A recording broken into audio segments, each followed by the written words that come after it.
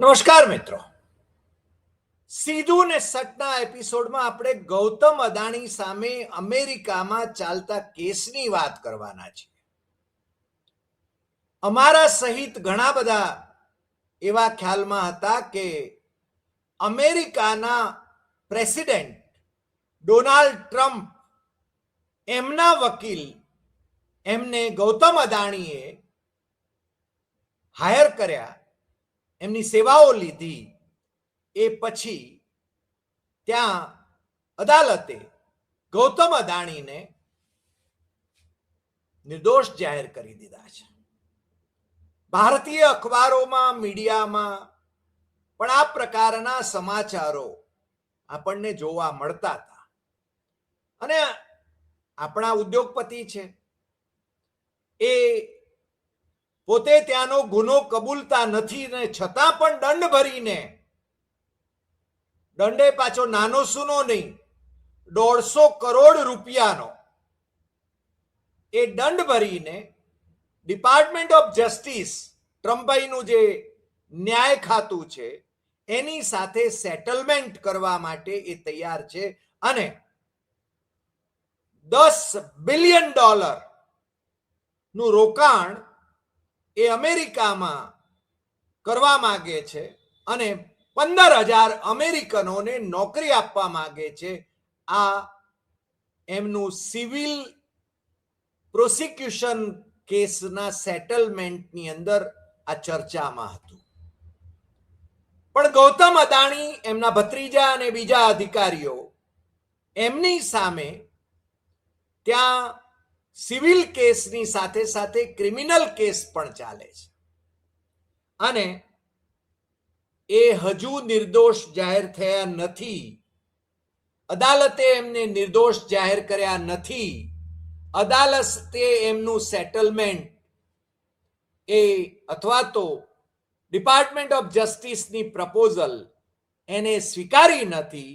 એ વાત આજે સવારે, એટલે કે 27 જૂન 2026ની સવારે 9:46 અમને અમેરિકા નિવાસી વરિષ્ઠ પત્રકાર કૌશિક અમીને એક લાઈન નો જે વોટ્સઅપ મેસેજ કર્યો હતો, એ કંઈક આવો હતો: New York court refuse to accept Adani case proposals, a blow to Trump and DOJ, Department of Justice, awaiting more details.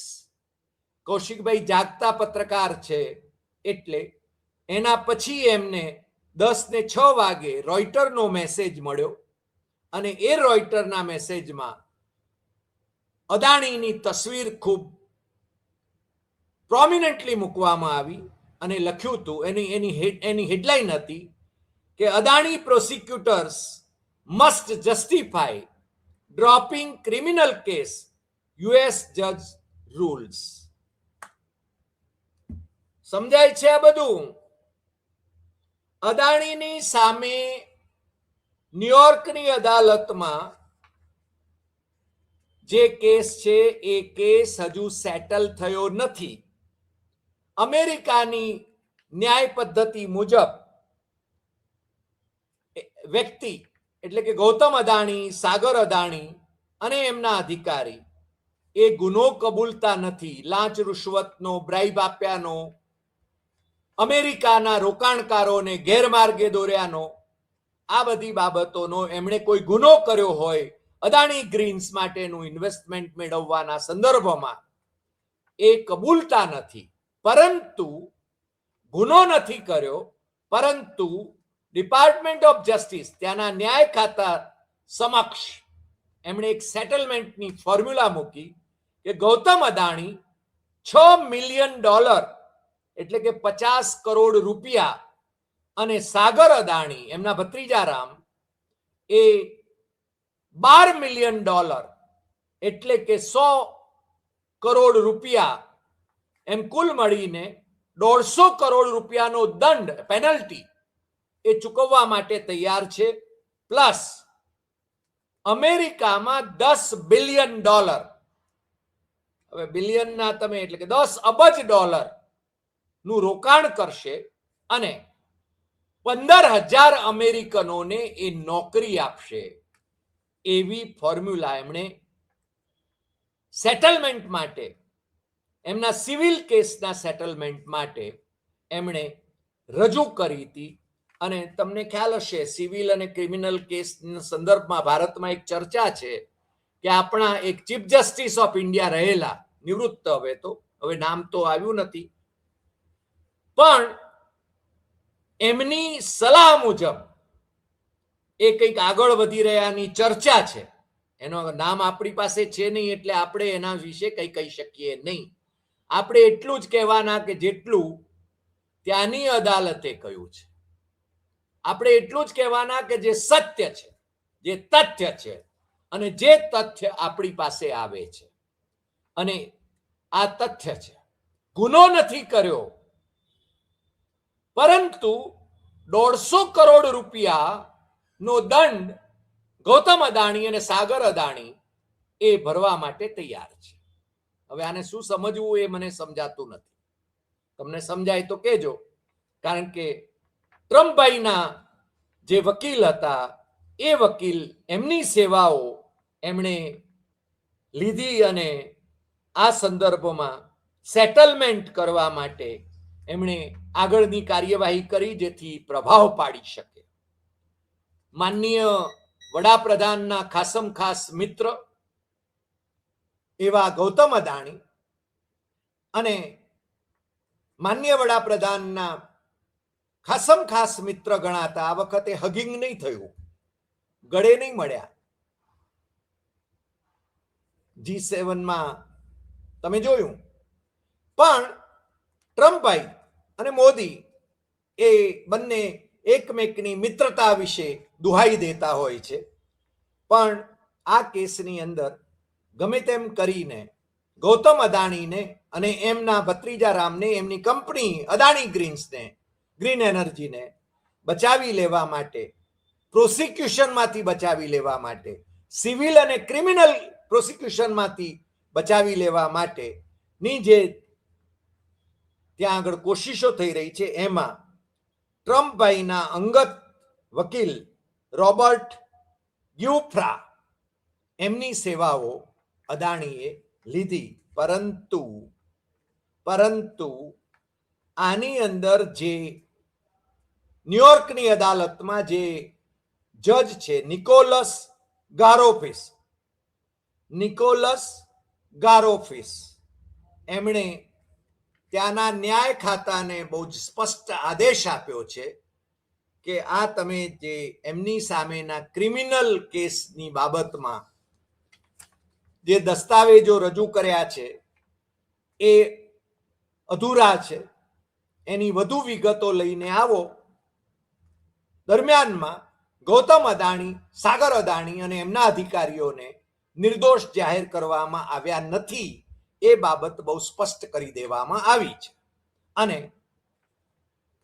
એમને ન્યાય ખાતાને એવી સૂચના આપવામાં આવી છે કે જે તમે સેટલમેન્ટ કરવા માંગો છો, તમે અદાણીને બચાવી લેવા માટે જે એમની સામેના ખટલાને પાછો ખેંચવા માંગો છો, એ અંગેના દસ્તાવેજો, એની સમજણ એ તમે 13 જુલાઈ 2026 સુધીમાં અદાલત સમક્ષ રજૂ કરો, અને એ પછી જ અદાણીને નિર્દોષ જાહેર કરવા કે કેમ એનો નિર્ણય કરવામાં આવશે.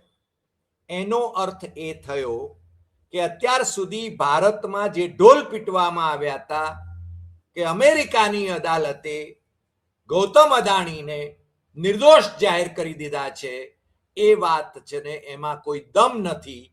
એ બાબત પણ આપણા વરિષ્ઠ પત્રકાર મિત્ર કૌશિક અમીન, એમનું એક વાક્ય મેં ફરીને તમને એ હું વાંચી લઉં, કારણ કે એ ખૂબ મહત્વનું છે. એ વાક્ય જે એમણે મોકલાવ્યું એની અંદર એમણે કહ્યું કે New York court refuse to accept Adani case proposals, a blow to Trump and department of justice, અને બીજી બાજુ રોયટરનો જે રિપોર્ટ છે એ કહે છે કે a US judge ordered the Justice Department on Friday to justify its decision to drop criminal charges against Indian billionaire Gautam Adani, declining to rule immediately on Adani's lawyers' request to dismiss the case. આ રોયટરનો report છે અને આ જે જજ છે એ Nicholas ગારોફિસ છે.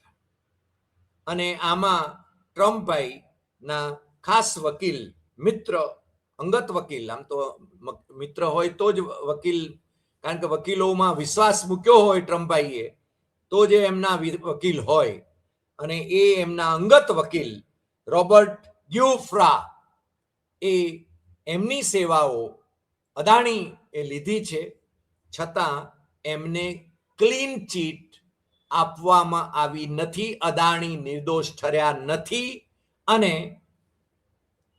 મેં કહ્યું એમ 13મી જુલાઈ સુધીમાં તો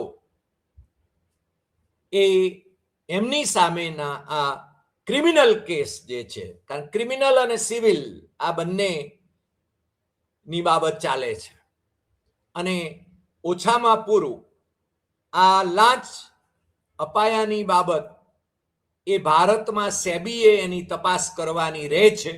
સેબી કેટલી તપાસ કરી શકે એમ છે તમે બધા જાણો છો, એટલે મારે એના વિશે કાંઈ કહેવું નથી, તમે સમજી જાઓ છો બધું જ. પરંતુ અમેરિકાની અદાલતો એ ખરીદી શકાય, દબાવી શકાય એવી નથી હોતી. કમસે કમ ત્યાં ન્યાયતંત્ર એ નિષ્પક્ષ રીતે પોતાના નિર્ણય કરે છે. આપણે ત્યાં પણ ન્યાયતંત્ર ઉપર દબાણ ન લાવી શકાય એવી બંધારણીય વ્યવસ્થા છે. એ નિષ્પક્ષ હોય એ આદર્શ પરિસ્થિતિ હોય, પરંતુ આપણે ત્યાં જે પરિસ્થિતિ છે એનાથી તમે ખૂબ વાકેફ છો. અને આ જે ઘટનાક્રમની વાત મેં કરી એ હવે 13 જુલાઈ સુધી, કમસે કમ 13 જુલાઈ સુધી ગૌતમ અદાણી, સાગર અદાણી અને અદાણી ગ્રીન એનર્જી ને માથે ડેમોક્લિસ સ્વોર્ડ એ હજુ અમેરિકાની અદાલતમાં લટકે છે. એના સંદર્ભમાં ચુકાદો એ મહદઅંશે, કારણ કે ડિપાર્ટમેન્ટ ઓફ જસ્ટિસે એમની સામેના કેસને ડ્રોપ કરવા માટેની દરખાસ્ત મૂકી છે, એટલે એમને અંતે તો એ ડ્રોપ કરવાનું અદાલત સ્વીકારશે એવું મનાય છે. પણ it all depends on the જજીસ. આપણે કોઈ ન્યાયાધીશોના નિર્ણયને બહુ જ પહેલાથી એ ચુકાદો કેવો આવશે એના વિશે કહી શકીએ નહીં, પરંતુ 13 જુલાઈ પછી જ આના વિશેનો ચુકાદો આવશે એટલું તો નિશ્ચિત છે. આજે આટલી વાત. ફરી મળીશું નવા એપિસોડમાં નવા વિષય સાથે. તમને જો આ એપિસોડ ગમ્યો હોય તો સૌથી વધુ શેર કરશો, લાઈક કરશો, કમેન્ટ કરશો, અને આપણી YouTube channel doctor Hari Desai Satyam evam Tathyam એ સબસ્ક્રાઇબ કરવા માટે મિત્રોને દેશમાં અને વિદેશમાં જરૂર જણાવશો. નમસ્કાર.